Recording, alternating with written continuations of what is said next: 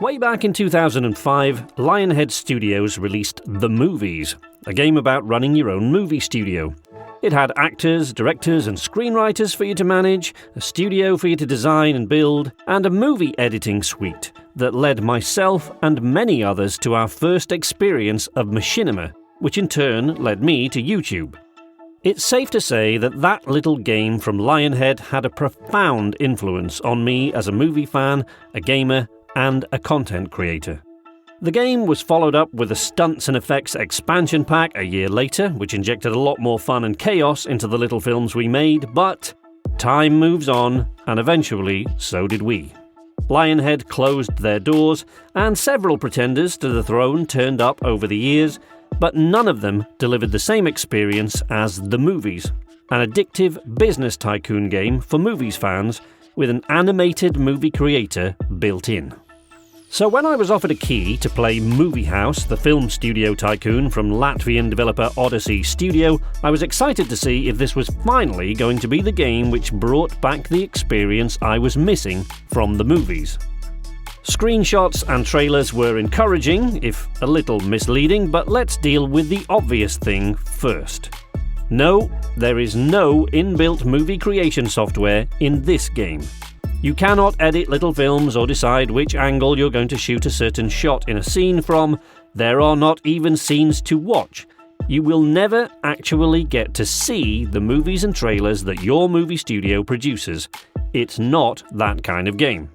But that's okay. So it's not going to be a clone of The Movies, but a business tycoon type game about building a movie studio from a patch of scrubland and a camcorder into a multi-billion-dollar industry-leading blockbuster engine to rival Disney is still a game that interests me, so I jumped in and can happily report that I was immediately addicted. I didn't realise I was addicted until I tried to go to bed and told myself I would turn the game off after I found out how this next film was received by critics. And while we're at it, I might as well wait a few minutes until the writers have finished that latest script. And I mean, it's written now, it would be a shame not to produce it. And while I'm waiting for them to produce it, I'll set the writers to writing another one. Can't have them sitting around doing nothing. And since there are still a few minutes until that movie is finished, I might as well get the crew building sets for this next movie I'm writing.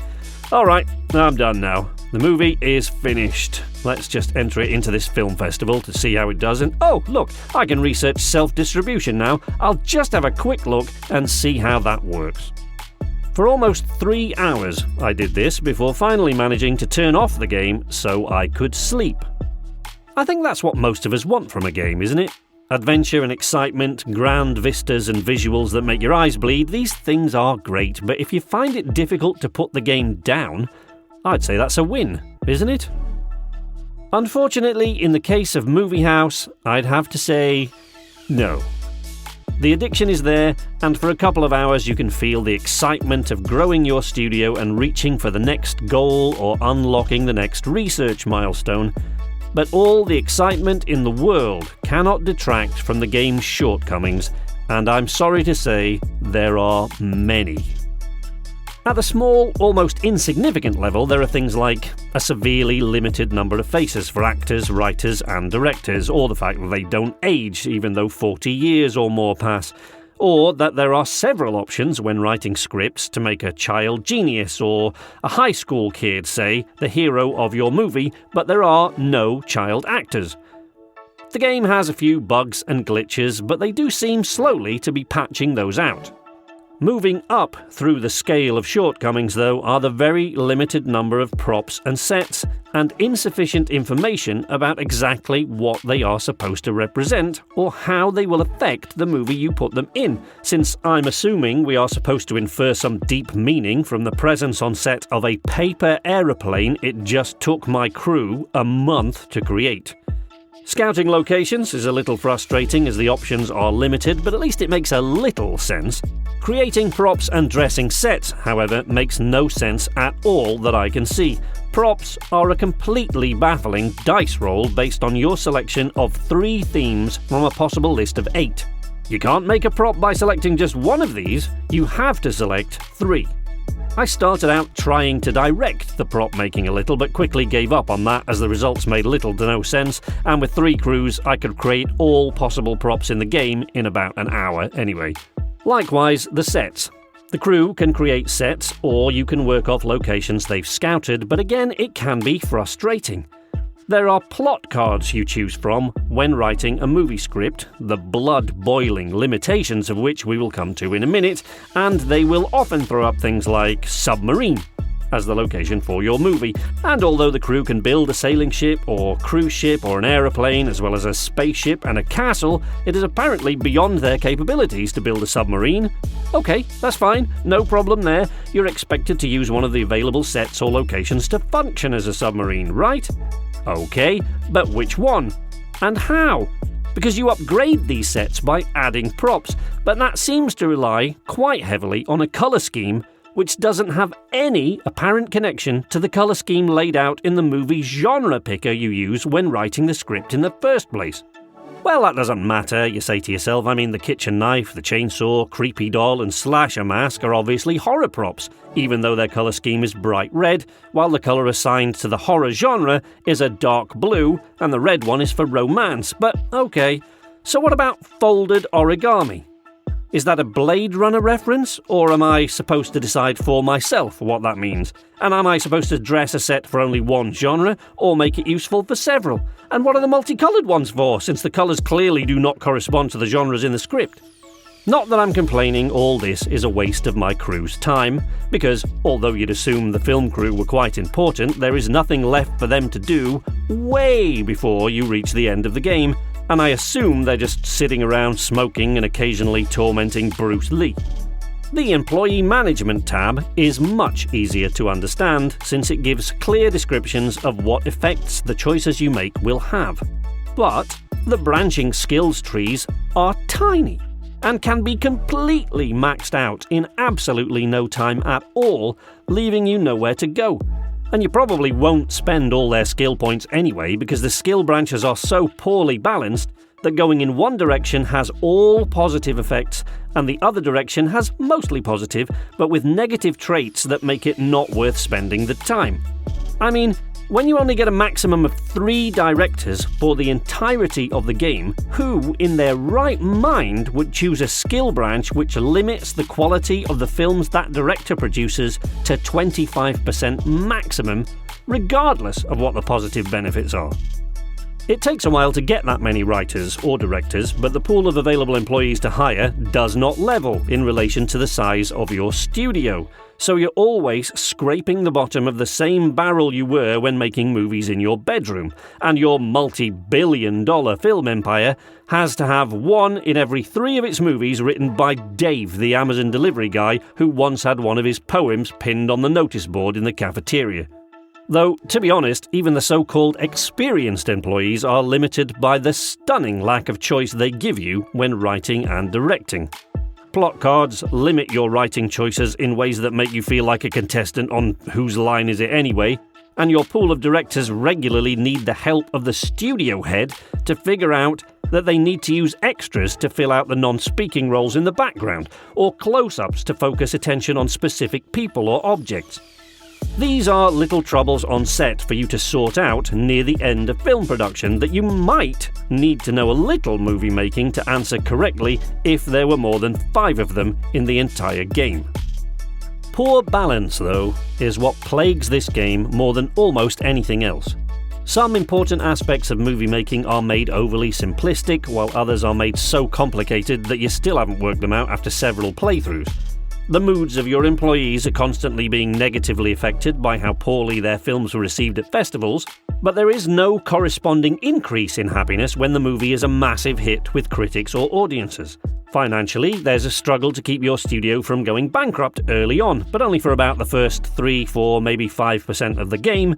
Once you can invest in other studios, the financial aspect becomes so easy you feel like the spoiled love child of Elon Musk and Jeff Bezos, and there is no longer any point whatsoever to the various budget sliders you need to set for each movie, nor how long it takes to complete the movie, because there are virtually no consequences at all for a studio worth tens of billions of dollars. The investment options, I'll admit, are a great way to keep your studio afloat when your movies are doing poorly, but there is a complete disconnect between finances and many other aspects of the game. In one of my playthroughs, I was invested in every single major, mini-major, and indie studio, and my own studio was worth over $9 billion, with 87% of the total movie industry market share, yet I could still only make small movies because I hadn't unlocked enough research points yet to make medium, large, or blockbuster films. In the late game, you are asked to beat your competitors to make the first blockbuster movie, but by that time I had 100% market share. What competitors? I basically am the film industry at this point. The competitors mentioned are just other studios that I own. Look, there is a laundry list of issues with this game, and I have only covered about half of them, but to stop this review going on for another 20 minutes, let me concentrate on the single biggest problem you need to know about, and it's this. Moviehouse has one important element to it which could be easily removed from the game without affecting the outcome of the movies you make. Unfortunately, that element is you, the player. After a few hours, you start to realize that the choices you make have virtually no impact at all on how the movies are received at film festivals or how they are received by critics or the general public. Sure, you can nudge it very, very slightly one way or the other, but ultimately, nothing you do makes all that much difference. Now, you might snort a derisory laugh at that and say, "Oh, that's the movie industry for you, darling." But this is a video game about making movies. You have a lot of decisions to make as your movie is produced, but look, even in the real-life movie industry, if you have George Lucas and Steven Spielberg make a multi-million-dollar adventure movie starring Harrison Ford, that movie is going to be successful. It might well be scoffed at by critics, but it will make a ton of money, and in all likelihood be a film we are still talking about 40 years later. But in this game, no matter how carefully you plan, no matter how brilliant the finished script is, no matter how brilliantly executed the direction, the results from critics, film festivals and audiences feel completely random and actually a little bit samey. You just don't ever get the sense that your decisions are making any difference at all. If I'm misunderstanding the mechanics of the game in some major way and that's why it doesn't seem to make a difference, then please explain them. So much of this game is either poorly explained or not explained at all. The completion/complexity mechanic? What the hell is that about? It makes no sense at all. Why can I pick some plot cards and not others? You had me go through the trouble of reaching milestones to unlock them. Why can't I use 80% of them? How is a gunslinger a poor fit for a Western movie? Why does the audience think an FBI agent is genre appropriate for a horror movie, but not for an action movie, or a drama, or a sci-fi film, or a fucking crime movie? What the fuck is the deal with the props? If the colours do correspond to a genre, why is the colour not the same as it is in the genre selection screen? If this is a game about making money, the devs should make it much, much harder to do that. And if it's about making successful movies, they should make it look like it matters what you do, and it just doesn't. This is one of the only reviews I've made where I ended up feeling really sorry for the devs and even the publishers, because some of the mistakes are tiny, insignificant things, like several places where simply hiring a decent translator would have helped. It baffled me at first that any movie producer on this planet, when asked by a film festival judge what part of the movie they were most proud of, would answer, the props. I mean, why? When would any filmmaker say the props are the things we're most proud of? At a film festival. But after a while, I assumed that they meant to say effects, since those things are lumped together in one of the budget sliders. These are tiny things, easy mistakes to make, relatively easy to fix, but there are far too many things that make the game infuriating to play when it had the potential to be a highly addictive movie-making simulator. The movies, this game certainly is not. But that's okay. Maybe that's not what Odyssey Studios were going for. Maybe that's precisely the kind of comparison they were hoping to avoid. But I could still so easily have loved this game if you had explained things better, balanced the mechanics better, or paced it better. But whatever you do next time, Odyssey Studio, at least make it feel the player is having some sort of an impact on the outcome of the game.